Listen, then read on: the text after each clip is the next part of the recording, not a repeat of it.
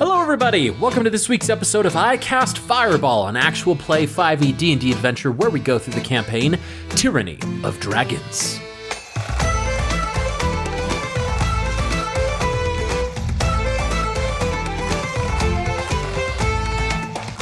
I'm Thomas, your DM for this adventure, and around the table we have... Malamara. Lance Thalen. And Fleeple. Last we left our adventurers, they had created an unlikely alliance with a mind flayer that they had encountered in Candlekeep Library itself. After perusing some of the chambers, particularly one where the giants were stationed, they came across the door that they desired, this door being the door to the draconic section of the library. Mal, however, being pinged by her familiar that the Demonomicon being nearby, she slipped out undetected away from the party. Fast forward a little bit, and Fleeple's finding himself entering the draconic portion of the library by literally climbing through the mouth of the dragon that spewed fire as part of the trap. And after taking only a little bit of damage, found himself in this room successful. Malamara, after navigating this very bony white creature, reached the other end of this hidden room and found the book that she was looking for. The big cliffhanger that we left on was Fleeple encountering a familiar kobold. And that kobold is, of course, as we all know them, Mud. And that is where we join our adventurers this week. So, we will start with Fleeple. Fleeple, Mud has just emerged from behind a bookcase, from the shadows, if you will, and has called over to you and said, "Jake, is that you, Jake?" And run over to you. Yeah, and I rush towards him as well for an embrace in the middle, and I say, "Oh, Mud, you look as if you've been doing very well for yourself lately." Oh, thank you. To be honest, things have been really rough the past few days, but I'm glad to see a familiar face. Yes, I would imagine that if you find yourself in this creepy library, that things have probably been a little bit rough. They've been a little rough on our end ever since we got here. Oh gosh, it's been terrible. All of my party was just slaughtered outside that door there. They just fell through the trap into the... and I just didn't hear from them anymore. Oh, you came here with others? Oh yeah, it's been me and a few other people from the camp, and just some of the other kobolds that we've gathered along the way, and it's been really sad. I've just been left here all by myself. Hey, you're not alone anymore. And I reach into my bag and I pull out some cheese and some salami. Oh gosh, that's the only real food I've seen all week. And he goes for the cheese and just starts shoving it into his mouth. And because he has very few teeth, he just tries to gum it. And it just is getting mashed down. And it takes him an awful long time to just get the smallest piece of cheese. But he's just savoring it, going, "Oh, thank you so much, Jake. Oh, it's delectable." Yes. Oh, I'm very glad to see you. How long have you been here by yourself? Oh, I would say, I can't really keep track because there's no sun, but I would say probably anywhere between 3 and 5 days. Ooh, that sounds like a bad time being all here alone by yourself. It is. Do you have any, liquid? Ah, yes. In fact, I just got this wine from the other room, I think. I got wine in the other room, right? Thank heavens. Yeah, it was one of the barrels at the front there. And so he just sinks his teeth in, the 2 remaining teeth he has as a can opener, and to open it and just starts chugging from the cask. Oh my gosh. I really needed this, Jake. Seriously, thank you so much. Yes. Well, here, I have my friends with me as well. Have you figured out a way to open the door from the inside? Oh, no, you can't. There's no way, or else I would have gotten out of here myself. I just would have pushed it and, gotten out of this terrible place. That is unfortunate to hear. Let's let me take a gander over at there. I've got some magical understanding. Maybe I can find something hoodoo-y going on. Oh, okay, that's good. I'm just gonna stick right next to you because I've been alone for a while and it's been really creepy. Like, there have been books that have been moving by themselves, and I've heard, like, whispers and, like, a dragon, like, talking to itself sometimes, and I've just laid on the ground for, like, 12 hours at a time without moving so they wouldn't see me. And Fleeple suddenly remembers that there's a ghost dragon down here and lowers his voice a little bit. Yeah, we probably shouldn't, like, speak too loud. Yes, of course. Let's go take another gander at this door. Okay, sounds good. Since we'll be joining together here, Lance, what are you doing on the other side of the door here? Fleeple has successfully popped through. Lance is starting to panic because he cannot find Malamara, and he's really worried about what a really dangerous dungeon could do to a person. And so he's going to try, like, walking up and down this hallway for, like, a good solid, like, maybe minute, pointing At the bottom of the stairs. Yeah, pointing, like, each direction at almost every place, casting message, trying to be like, Malamara, tell me where you are. Malamara, we really need to know where you are. Malamara. And so this is probably about the time that Fleeple would have this conversation with Mud as well. And as you keep casting in all directions, you do not hear a response from Malamara. And Rue's desk sort of floats over to you at the bottom of the steps and is just watching as you pace back and forth and just watching, just observing his tentacly hands in front of him. As, like, Lance is just so frustrated and scared in this moment because he does not know where she's gone. He is going to turn to this mind flayer ally, temporary ally, and just go, well, don't just stand there. Do you have any way to send somebody a message or something? Or to find somebody? Or we can't go forward unless we're all together. We've already screwed up once by splitting up. We can't do it again. Rue's desk, his tentacles over his mouth flutter as he speaks to you. I do not have a way to find anybody, but if she wandered off on her own, perhaps she did not want you to follow her. I don't know what happened to her. That's the point. I did not hear anything sneak up on us. So, logic would state that she wandered off on her own.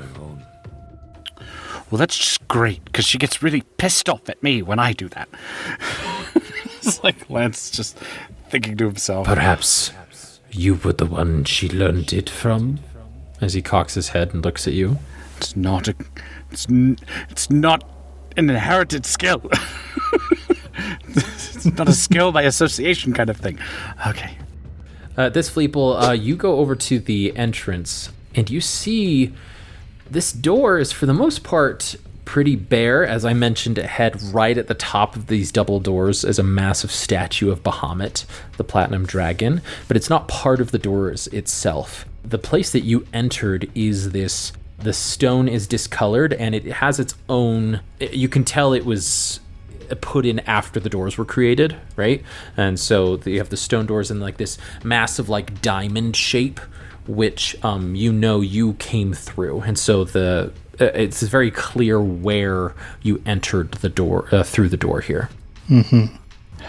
So, functionally speaking, is it like a door that could theoretically open?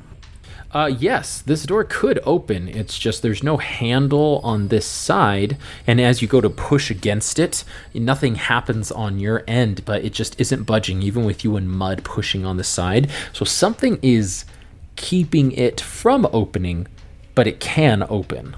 Mm-hmm. And obviously, with your knowledge of the magic and the trap, it's probably got something to do with that. Whether it's the mechanical portion of the trap or the magical part of the trap, that is to be seen. All right. I'd like to see if I can find out what that is on my side of the door, and if I can't, then I'll solicit some help from Lance Stalin. Excellent. Go ahead and roll an investigation check on your end then, Fleeple. You got this sport. Hey, that's a modded 20. Ooh. Fleeple. The stonework is very fine, and so it's hard to see like the actual slot where it would open up, the stonework at least for this hole. But you do, with your modded 20, you do like feel around and you're like putting your claws in there, and you do feel exactly where that slot would be. And it's very well hidden though, but you can get your like fingers in there. You might even be able to get something a little bit finer, a little bit sharper in there, to maybe pry it apart. Yeah, let me take a gander through my I have a cultist dagger that I got back at the very beginning of the campaign. And it's ready for this moment. Oh, I've waited so long for this. I'm going to stick that cultist dagger into this here crevice and see if I can maybe pry it open a little bit. Yeah, due to your investigation check being so high, you can get it in like a little bit. Not much of the knife has gone in, but it does give a little purchase. You're not sliding the whole knife in necessarily, but enough of it has gone in where you could find purchase if you would like to try to pry it open or things like that. Is that your intention, to pry it open, or to like try and find like a slot or things like that? The thing that is going to get this door open is my intention. Excellent. Let's go ahead and have you try to pry it open with the dagger then. I will have it be an athletics check, I would say, but Mud is right next to you. He too has a dented dagger. And he's like, I don't even know why I have this. It just sort of like was part of my inventory when I started out on this, and I guess it's coming in handy now. Yes, I started with a dagger as well when I first went off adventuring, and I think I've used it maybe once. Well, this is the second time, isn't it? Yes, there's a second time for everything. You got this, sport. all right, and Fleeple, go ahead and roll with advantage for this athletics check. At this point, Lance, you do hear at the top of the stairs Fleeple and another kobold grunting and straining on the other side of the door, and it's you being at the bottom of the stairs. It's loud enough to where you can hear it. With that advantage, it's a 16. Ooh, 16. Very good, very good. That 16 is enough to get it to pry partially open. You pry. There's a lot of pressure that's holding these stone portions down, and when you can get a little bit of purchase, you actually shove your claws in there and start to try and push down slightly, and you can see this glowing red inside of the mouth. The mouth of the dragon is closed, but you see this glowing red orb up above, so if you were to see through this hole, it would go right through, as you saw. What am I trying to explain here? The gem. The glowing gem is above the hole, and so as the trap activates, the fire goes down and out towards, and so the gem isn't directly in between the other side of the hole and you, if that makes sense. And that's what you can see as you've pried it open slightly. So it's almost like a periscope kind of thing going on here. There, Ned, why don't you describe what I'm wanting to describe here? Yes. The magic takes the orb that's above the opening and reflects it out straight. Very prismatic magic here, but with fire. Okay, yeah, I'm going to look up there and see if I can't grab that orb and jimmy it out. Okay, it's still a tight area. With a 16, you weren't able to get it to open up enough to where you could shove your whole arm in necessarily. You probably would have to try one more athletics check with Mud helping you out on the other side there. And Lance, this is it's quite rambunctious at this point. Like, you hear Fleeple talking to Mud or somebody, some other kobold, and discussing stuff, and Mud being like, I think I can get my hand underneath if you help out right there. And so you rush to the top of the stairs to hear what's going on, and Fleeple will allow you one more with advantage. If it's a certain DC, I'll allow you to maintain your position. If it's 5 below that DC, you lose ground, but if it's above 5, you get to pry it open a little bit more. All right. Let me find something real quick. Okay. Bless. Or guidance. So yeah, as I go in for my second attempt to open up this opening here, I'm going to say, you got this, sport, and my voice gets deeper as I turn into an ape and try and leverage my massive muscles against it. April's back! There you go! April! All right. Oh, it's a glorious day when all of us remember that Fleeple is a druid and can wild shape. Indeed. Instead of a cleric trying to bless. Yes. Yeah. Oh, thank goodness for wild shape. That's a 23. Oh, yeah. Mud's like, oh my gosh. And you just, the stone is completely exposed. Both of your, Mud's like removed his hand. He's like, you got that, sport. And you've got one massive hand pushing the bottom portion and the upper portion up, and you can see it, and you can reach in and you can try and grab it.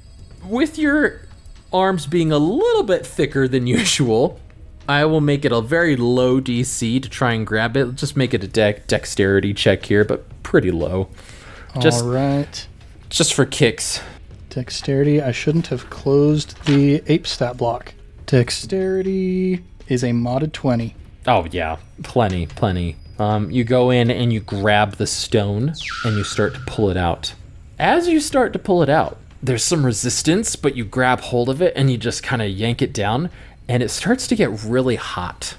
And it starts to glow and get really warm in your hand, and you pull it. Do you pull it all the way out of the slot? Ooh boy. I'm in wild shape. I have hit points to spare. I'm going to pull it out, and then I'm going to Captain America just jump on top of this and try and take the brunt of it. Grenade! Yeah, I love this. Okay. Mud's like, oh my gosh, it's going to go off! And Lance, you hear all of this, like, powering up. You hear everything going on the other side. It's about to go off! And Fleeple just... in his ape form, grunting and then falling to the ground. Not trying to dodge any of this. I mean, if Fleeple dies right now, I've got Mud right here. I can take over his Mud. Our plan all along will kill Fleeple, and Mud be like, I will avenge you, Fleeple. Yeah, Jacob, you can be the bard. I'll be Mud. I'll be Mud. Oh, boy. You take 23 points of fire damage. Ooh, 23 damage, so that takes away all but 4 of the ape's hit points, and I take 4 damage. So are you back in Fleeple form? Yes. Okay, so as this massive fireball just erupts in your form, Mud just starts screaming at the top of his lungs. Ah! And as the fire envelops your entire body, Fleeple, your ape form is gone as a result of it, and you stand up really charred, some of your scales singeing with smoke coming off, and you cough and do the cartoon like smoke circles come out of your mouth, and you just wipe yourself off, and you're like, whew, that was unpleasant. Yeah, so I make sure that the orb is by itself, not being touched, and I'm going to call out through the door as well as I can and say, Lance, I've disabled the fire trap. You should be able to, I don't know, what can you find from out there? I will approach the door, and because we have locked the mechanic that doesn't let that floor fall, I will try and push open the door. Excellent. You go over to the doors and you push on the face, or both sides, a little Aragorn style, and you push it, and with ease they opens inward, and Fleeple, you help on one end, and Mud helps on the other end, and Rue's desk floats behind you, Lance, and you have opened the doors to the draconic section of the library. Yeah, baby. Now, Malamara. Mal, at the end of this library, this portion of the library, this hidden room with all this iconography of demons and devils and evil, your detect magic reveals the book, as well as your innate ability that your patron gave you, pings at the end of this corridor. Far, for the most part, fairly distant away from the monster that seemed to be bound to something. You approach this book and you stop about 15 feet away. This book is propped up so you could see the cover. And the combination of your patron's gift as well as your detect magic, you can visibly see a purple, blackish, swirling mist rising off this book that you know to be a result of your magic. And if you blink away and turn it off, so to speak, it would just be a normal book. Well, normal in some sense. The cover of this book is very worn, and there does appear to be sort of like a leathery structure to the cover. The cover itself has no title, as your patron described to you before. The only thing on the cover appears to be this skeletal hand made out of gold that acts as a clasp to keep the book shut. And for a book this important, you'd expect it to be a little bit organized, but there are papers that are trying to poke out from all edges of this book, excluding the spine, of course.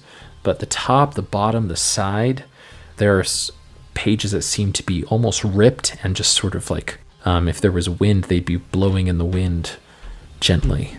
Mal will approach it as close as she can. Zaza had said that there was some kind of barrier, and so she'd like to go check out exactly what that entails, using her detect magic to try and identify what type of magic, maybe the barrier or what the book is giving off. You get about 5 feet away, and as you go to reach for the book, your hand is stopped by a barrier of evocation magic. Something seems to be holding you back from grabbing onto this book. And how to get past this, Zaza's unsure. Does anything happen when I touch it? Does it shock? Does it damage? Or with enough pressure I could push through it? You'd like to try and push through the barrier? Yes. Let's go and have you roll a strength check. Just general strength check. You sure you don't want to make it athletics? I am sure. A 15. You shove against this barrier, and it repels your hand gently. You set your mind to it, and you start to push and push. And it seems the stronger you push, the more that this barrier repels your hand. The force that you are putting into it seems to be giving that much more, but you do make some progress. You push, and you push, and you push, and you get a few inches from the book before your arm is exhausted and burning and screaming at you, and so you let your hand get repelled away, and you take a few steps back from the effort, and you start to breathe and recover and shake your hand out in your arm. That was quite painful to push that much for such a short amount of time. Knowing that time is quickly running out for her, she's going to look at, on either side of this altar to this book, there seems to be a couple of statues. Mal will look quickly for any words written, like in the creepy hallway, if there's anything on these statues that maybe help get through this barrier. And within about 2 minutes, if she doesn't find anything, she's going to go with her second plan. Okay. Go ahead and roll me an investigation check then. Ooh. 21. My new metal dice are giving it to me tonight. Haha. The statues, as you're looking at them, both are actually of a woman. And it's odd, they don't appear to be demonic like the rest of the room. But these statues are identical. And this woman is a fairly plain woman, but her outfit she doesn't have a regal gown, so to speak. In fact, she is dressed somewhat like a commoner, somebody that you might see in any sort of town or a tavern. But she does carry herself with a sort of importance, sort of regalness, if you will. And as she stares down at your location from both of these statues directly in front of the book, the statue has a kind of smirk to it. No writing as far as you can see, but as you inspect the statues closer, there does appear to be something on her face that stands out. On the right side of her face, just under her eye on her upper cheek, is a little symbol. And if you didn't know any better, it almost would look like a kind of chicken foot. There's one long line going top to bottom that seems to form the handle and one of the spikes of a 3-spiked pitchfork almost. But it's not quite a pitchfork. That's just the tool that you can associate with this type of this type of symbol.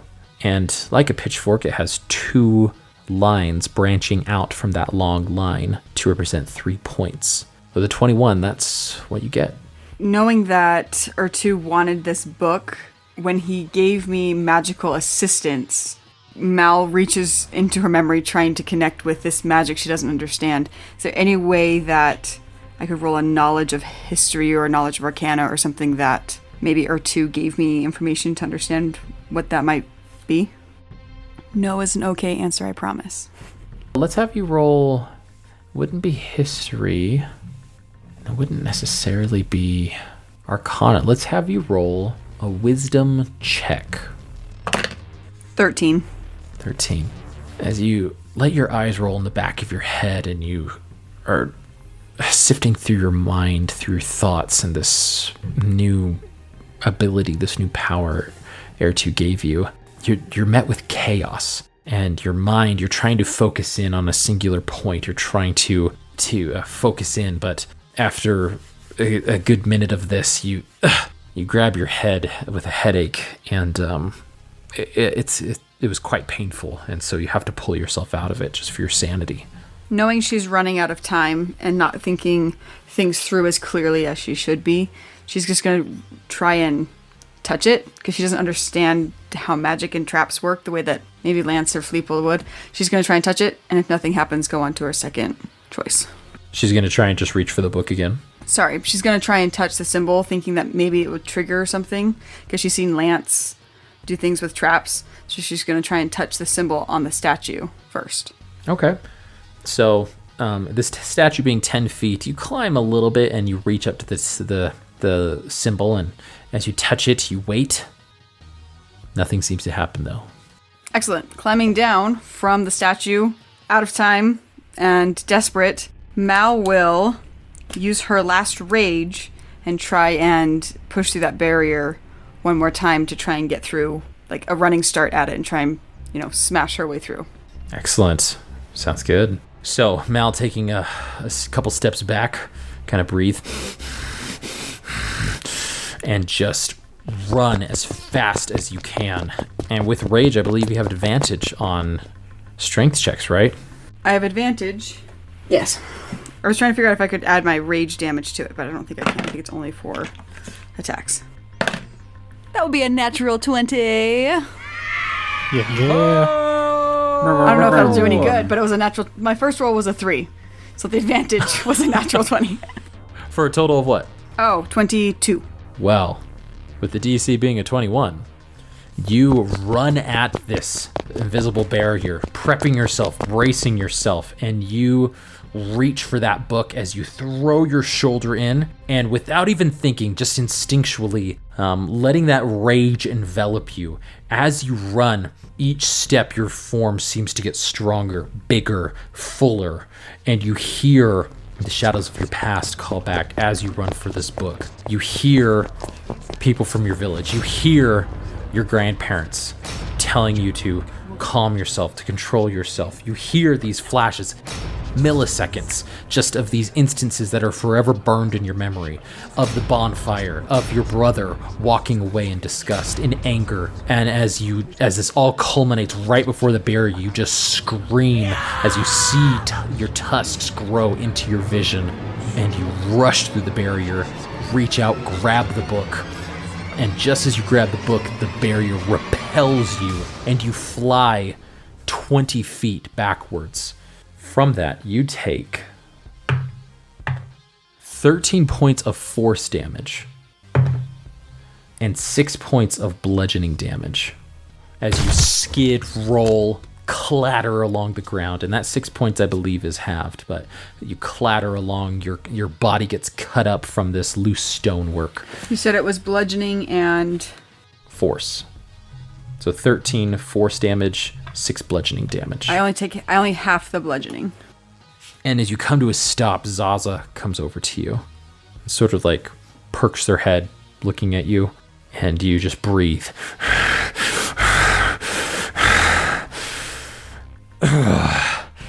Before the rage leaves you. Your body is a little exhausted, it sags a little. But as you move around and roll over to your side, you feel this hard book in your hand. And it is a solid book. And as you look over to it, you just sigh, take a deep sigh. Knowing that I have to get back quickly, on some of the tables it looks like there are some leather wrappings and such. Could I just quickly bundle it tightly so if anybody happened to look in the book, they wouldn't just see it? Wrap it quickly with some leather and some twine, stuff it in her bag, and she's going to get ready to go back across that atrium with a creature in it. Yes, as you dump some of the scrolls that are in these leather wrappings, you take the leather that would wrap this book up, wrap it up, you tie it with a leather strap. But as you go to put it in your pocket, you spending even 30 seconds here, this voice emanates throughout the room. You thought you could take this from me by force, did you? Well, I'm afraid it's not that easy, darling. Let's jump over to Lance and Fleeple to see what they're up to right now. Hey, Mickey, do you have a bard backup character? It's Paladin. You heard it here first, folks. I will, because as I've Aragorn these doors with the help of Fleeple and Mud in opening them, as soon as I see Fleeple, Lance will say, good job, Fleeple. That was incredible. Oh my gosh, is that in Draconic? Mud? Is that you? Mud sort of raises his hand in Draconic. Yeah, hey, how's it going over there? It's good to see you. It's me, it's Mud. Mud, oh my gosh, what's it? Where's it? Never mind. And back into comment. Be like, Fleeple, you did an excellent job. It's very surprising that your friend is here. But we're missing Malamara, and I can't seem to catch her on in my spell. I don't know where she is. I'm kind of panicking a little bit, and I'll just like kind of lean into Fleeple as I like kind of look over at the mind flayer. Our friend here says that she wants to be alone, and well, maybe she learned that from you. And he's full of crap. But I'm just worried. I don't know. I'm just worried. What should we do? What do you think we should do? Mud at that point turns to you, Fleeple, and goes, Wait, your name is Fleeple? Yes, we were doing a bit of a sting operation. We didn't want Mondath to know what our real names were, so, Lance here went by Vandal, and I was Jank. Lance is taken aback that Fleeple remembers that. Oh, yes, that's true. Oh, well, my name's still Mud, so you could still call me that. You know what, Mud? You can call me Fleeple or Jank, whatever you prefer. Okay, we'll see. I mean, the friend I met... one of your friends called you Jank earlier, so I mean... Well, Mud, to be fair, Mud, we are the Jank squad. So Okay, sounds good. So it wasn't Sounds good. a So you're lie. the leader then? no, no. It's kind of like a panel of bickering people. Who's the leader? It's kind of a triumvirate that doesn't work very well sometimes.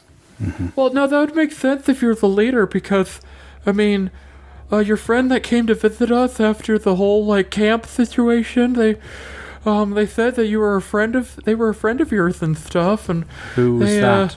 They're the ones that kind of it's just one of your friends. I just assumed it was one of the guys that you sent on over to us. Could you describe this friend for us real quick? Yes, please. Oh yeah, sure. Yeah, this guy is I mean, he's pretty tall. I was kind of scared because he's a human, you know, and we just ran out of the cultist camp, and it'd been about 2 weeks or so, and we had like 100 kobolds that followed us, and every time we tried to like settle down, like we'd get hunted by some wild hunting party, or some orcs would attack us, and we'd have to scatter, and we'd join up again, and then we'd scatter again. So it was really stressful, I would say, and but your friend, he came and joined us. I would say just, not too long ago. It's only about a week, and he just said he was your buddy, and a buddy of Jank, I should say, and that if we wanted to stop dying, we should probably split up and not be in a group of 100 kobolds, so to speak. So, and he was pretty wise. So yeah. What did he look like? Oh, well, he had he was a guy, and he was a bit older, but Oh my gosh. he didn't act really like that old, but he had like a beard and like gray hair, and he had a bunch of birds that kept following him, which I thought was crazy. Oh, okay. Yes, the Fleeple, little who is this? yellow canaries? I mean, they were yellow, that's for sure. Did they have a pipe? And when I tried to eat some of the birds, he didn't like that. And yeah, I mean, he had a pipe, and we all smoked around, the campfire, I lean into Lance and I say, It's Tyranny. He's chased us out of the book. The stupid book bard. Now, I'm realizing at this point that I'm not sure if I actually, touched base with you and Mal after this happened. Excuse my gosh, you didn't! No, you never told us this experience. But Excuse me? Yes, after you and Mal disappeared, I was just there by myself, and Tyranny suddenly was like, "Oh, I'm very wise, and I understand things about the gods, and why are you different than all the other kobolds?" And it was just this abrupt shift in demeanor, and I think he's a bit more than what he seems. Was he just trying to fleece you for more money, Fleeple? He didn't take any money from me. That's the crazy part. Maybe he's a long con. At this point, as you're having this private conversation, Mud sticks his face between both of you as you're inches away from each other. And he goes, yeah, and then, he told us to come here, me and the other kobolds, to start looking up some information. And that we had to get to the draconic section first. But that we might bump into you guys once we came here. I'm so confused. How did Tyranny get from the book to the forest to tell them to come here when we didn't even know we were going here? Oh my gosh. Thomas, could I potentially have Fleeple try to deduce something based on some experiences that he's had, some knowledge that he's gained? Like what? So when we were talking to Quilliam, whatever its name was, we were talking to the Quill, and it was like, hey, have you been in touch with a god anytime recently? And Fleeple was all like, I don't know if I've been in touch with a god. Now that all this stuff that he's hearing about Tyranny might be circling some stuff around his brain a little bit. Okay. Yeah, I mean, I don't think that needs to be rolled. I think that could be something that he's very perceptive. He's very old, very wise. Not as old as he was before, but You know, he's mentally, he's still got it. I think that's within the realm of reason. I don't know for sure, but I think Terry might be deific in some regard. You think he's a god? I mean, when you say it that way, it sounds a little bit crazier than I had it in my head. Well, it explains this random jumping about, but, I mean, a god of mischief? What is he going to haunt us for the rest of our days? I don't know. He seemed very kind when he spoke to me. I don't know. I'm going to need... No, he's totally kind. He's like... He gave us, like... He gave us the right direction. He gave us food. And he's a cool dude. Did he ask you for money, Mud? We didn't have any money anyway, so it wouldn't have mattered. This guy. There's something about this guy. You know what? There's a religion section in this library. I might need to do some clerical research, so to speak. Okay. Yes, I'm all for that. But before we think of any research, Malamara. Oh, goodness gracious, yes. Yes. What do we do, Mud, Fleeple? Do we just continue on and hope she catches up, or do we go and find her? Well, here's the thing. We've got this room open. We know that we don't have to worry about the attack anymore because, and I point to the orb on the ground, I managed to get that thing out of the situation. Don't touch it, or it might explode on you again. But now that we've got the room open, presumably we can make our way back in. We should probably go find Malamara and let her know that Mud is here. That's true. What about our mind flayer friend? Or I don't know he's a mind flayer. What is his name again? Sorry. Roosedesk the Banished. Roosedesk. What about Roosedesk the Banished? Banish. We're not leaving him alone in this room, that's for sure. We should maybe bring him with us to find Matt. Roosedesk is not with you. It's like a horror movie. All of a sudden, everybody just keeps disappearing. It's like that line from Galaxy Quest when they're like at the mines and they look and they're like, they're all gone. And what the one guy, wasn't anyone watching? While they were like having this intense discussion, but then he blames everybody else. Yeah, Roosedesk is nowhere to be seen. Dang it. That is bad. I do not like that at all. Okay. Okay, so should we try and find Malamara? We should probably find Malamara first, because if we end up needing to kill Roosedesk the Banished, it would be good to have Malamara. Banished. That's very true.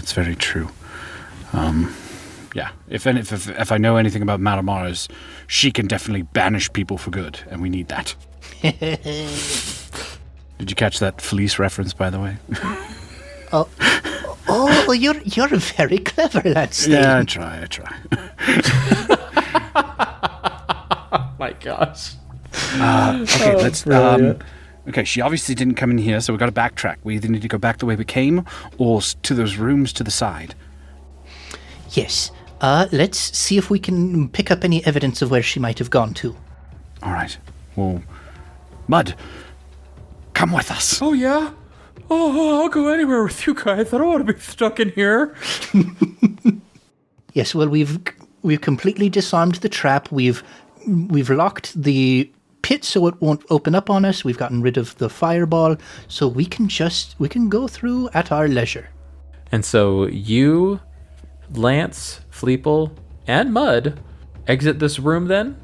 Yes, we will exit the room, go back to the hallway, and see if we can find some sign of, like, these. I think I remember the side rooms next to that hallway before we totally backtrack. They had doors, and those doors were shut. And for some reason, I don't know why I didn't think that Lance should just look at those doors, and if they're open, that might be a sign that Malamara's gone through them. And you're talking about the doors right at the bottom of the stairs. Yes, in the hallway that used to be the trap. At the bottom of those stairs, there were doors right in front of them. On the opposite side, that out of metagame that Malamara did go through, but we didn't know that. But if they're open and they previously were closed, Lance should have put 2 and 2 together that's where Mal went. Excellent. Before we get to that, Malamara. This very feminine voice has just spoken to you. And it freezes you in your tracks. You look around and you don't see anybody or anything, what do? Mal will stretch forth. Oh my gosh. Mal will stretch out her hand. Mal will stretch out her hand and remove Zaza from this plane. We'll put her back into her pocket dimension. And she will book it back toward the room with the creature and try and get across and out the other side. She's not going to run straight across the creature. She's going to run around the outside where she thinks that barrier hopefully is still in place. We'll find out. That's just running. As you go to run, the moment you banish Zaza, the woman's voice comes in. Now I can't have you leave that easily with one of my possessions. So I'm going to have to keep you here a little occupied. And as you go to sprint, a hole in the ceiling opens up. A massive hole. And as this hole opens up, your blood turns to ice. You involuntarily freeze in your tracks, staring up at that hole, because what empties from that hole is utter blackness, darkness, and chaos. As you stare into that darkness, you feel the screams and yelling of countless lives. And you feel the end of things from that hole. And just as you start to gain your senses, a gigantic hand grabs one side of the hole in the ceiling on one side. And another one. And starts to pull itself through that hole. And as this creature is pulling itself from that hole and flips and falls to the ground directly in front of you, you see before you this gigantic gorilla. But this gorilla is not like April. This gorilla has bright orange fur and blue skin, and it has fangs that go up towards its eyes, and it's breathing down at you.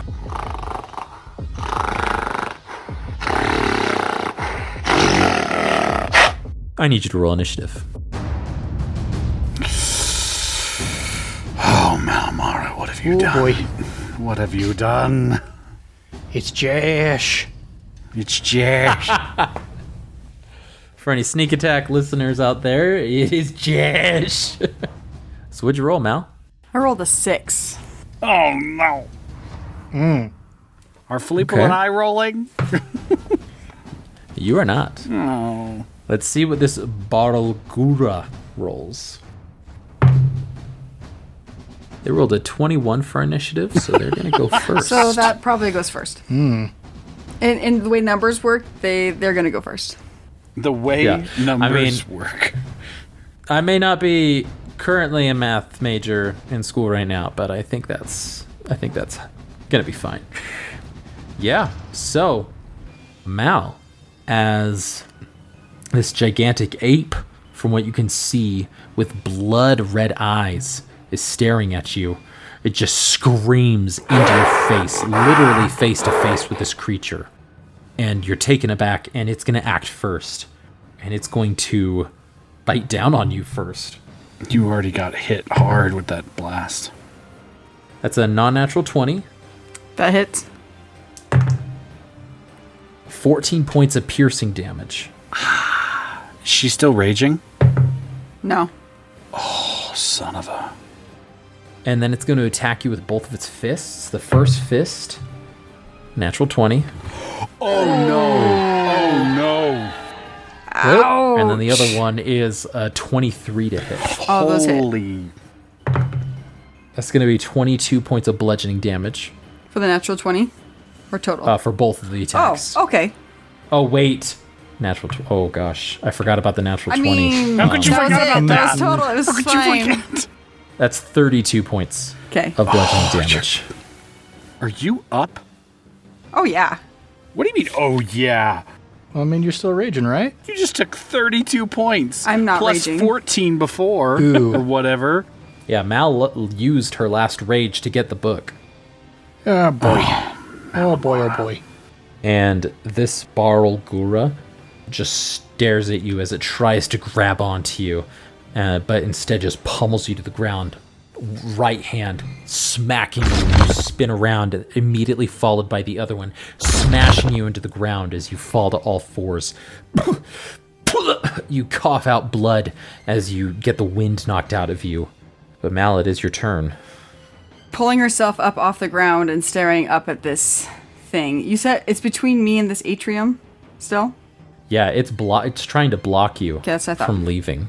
Mel will glare up at this thing, and she'll shout to Air 2, "If you want this book, come and get it!" She'll cast Mirror Image on herself. Ooh. And just parkour herself, all three of her images, over these tables and try and book it toward that door. All right, so you're just going to run by this creature as fast as you can? Yes, because I'm already within its melee range, so I might as well. Okay, so 5, 10, 15. You get 20 feet past it, and it's going to take an attack of opportunity. Well, with its fist, it rolled a natural 2 for a total of 9. That misses. So that's 20 feet, 30 feet, and you're going to use your action to just dash, right? No, my action was to cast Mirror Image, and then my movement was 30 feet. And because I'm not raging, I cannot use dash as a bonus action. So you are 15, 20 feet away from this creature right now as it turns around, glares at you. And it's going to turn invisible. Oh, suck. Mal, as you turn around to look, it turns invisible, and you're like, what the? And you just feel its teeth sink into you. Oh my gosh. With advantage. That's going to be 19 to hit. It hits one of the duplicates. Oh, Good. and as it bites into you, Good. it reappears as its mouth goes right towards you, and the duplicate, it eats it whole before it just... And it tries to smash at you. Ooh, 8 plus 7 is 15 to hit. That misses. Ah, and then the other fist comes at you. 10 plus 17 to hit. That is my armor class, and it hits my other illusion. Okay, so it bites in, it misses with the other one. All three of you, the two of you dodge, and then the last one, and then it goes for your last mirror image. So there's me and one more mirror image left. Yeah. Okay, sounds good. So you have one more mirror image. It says the Barlgura has innate spell casting. Mm-hmm. Would it still have to use actions to cast each of these spells because it's innate? Like, it still follows the structure of of how the spell is cast, right? Yeah, it just doesn't have to use spell slots. Okay, it is right next to you, Mal.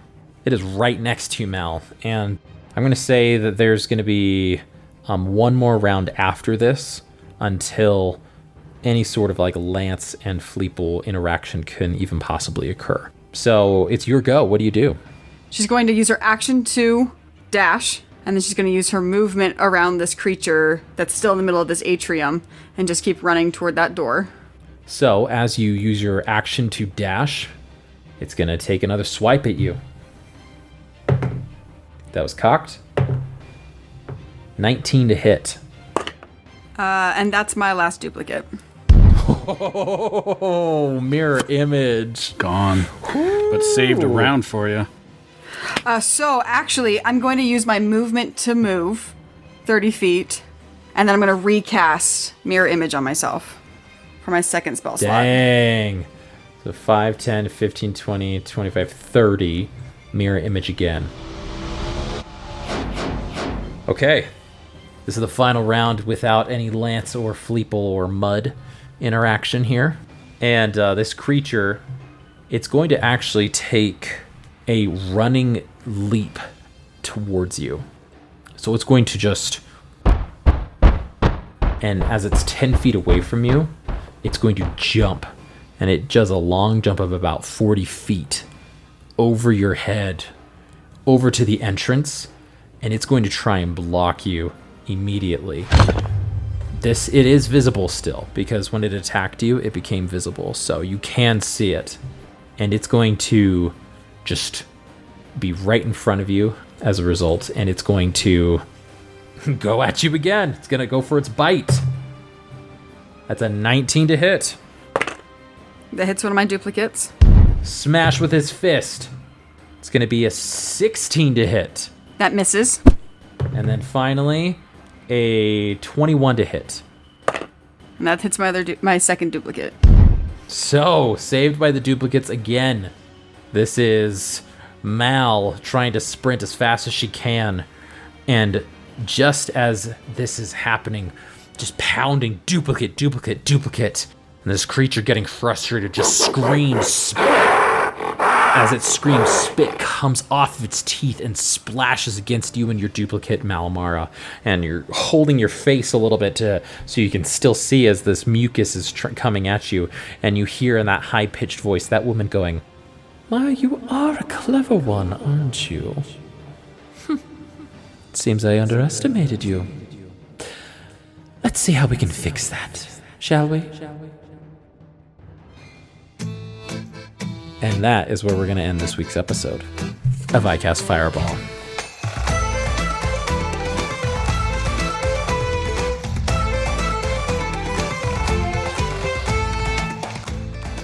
Oh boy. Oh boy, oh boy, oh boy. No Thomas, you start us way. off on an incredible high, and then you do this to us. Leave you on an incredible high as the hope? Yes, 100%. Well, you'll be even more shocked when Mud starts flinging around necromantic spells. So Oh, I'm into it. just all sorts of stuff. Oh man. Well, interesting turns there. I really dig where everything's going right now. What everybody's choices are. How we're all interacting here. Yes, the one who made Rue's desk disappear and who's currently trying to kill Mal. Of course, he feels great about how things are going. Of course, you're doing great. Things are going great. You've actually. done everything I've wanted you to do. And that, I don't know if that's a good thing or a bad thing. Let a mind flayer into the most dangerous part of the library. Steal a necromantic doomsday book. It's all great. Well, hey, you got the Demonomicon, so that's not a thing. It's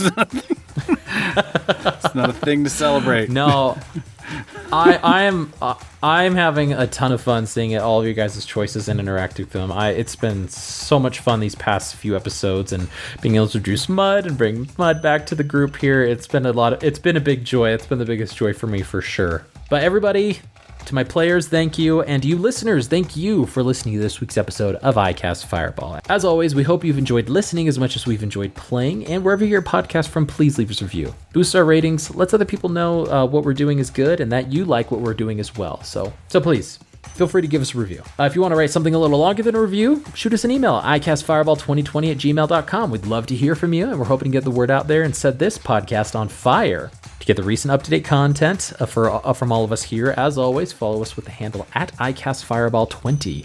You get possible sneak peeks, you can get snapshots of these battle maps, and you can get a picture of who this creature is. Josh!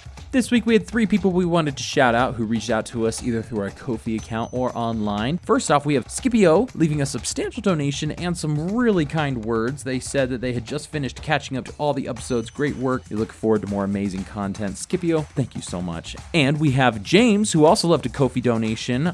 Thank you so much, both of you, and all of you who've donated to our Ko-fi. If you want the link to our Ko-fi, you can go into the show notes. The last person we wanted to shout out shot us an email at icastfireball2020. It was some high praise. It was from Mark, who said they finished a 7-hour drive and finally finished the Caldera arc, my favorite arc there. But in addition to loving the arc, they surprised us by making Hero Forge characters for each of our characters. That's Fleeple, Lance, and Malamara. And if you don't know what Hero Forge is, it's a wonderful website to create your own miniatures. We posted that on our social media outlets this week, so go give those a look. They look incredible and very true to character. So Scipio, James, and Mark, thank you so much for the high praise. As always, we've got our sister podcast, Improv Tabletop, where they have an amazing ongoing campaign of following the Avatar Legends tabletop system, as well as 1 month mini adventures using the Fate Accelerated system. I've not shied away on social media, but my favorite one up to this point by far is the Mistborn campaign. I would highly recommend all of you go listen to if you have any sort of inclination to listen to Brandon Sanderson or have read any of his works. It's just a ton of fun and really close to my heart. But lastly, don't forget to like, subscribe, and share with your friends and fellow wacky adventurers. But until next time, I'm Thomas, your DM, and around the table we have Malamara. Lance Thalen. And Fleeple. And Mud! But let's keep that fire going, and we'll see you all next time.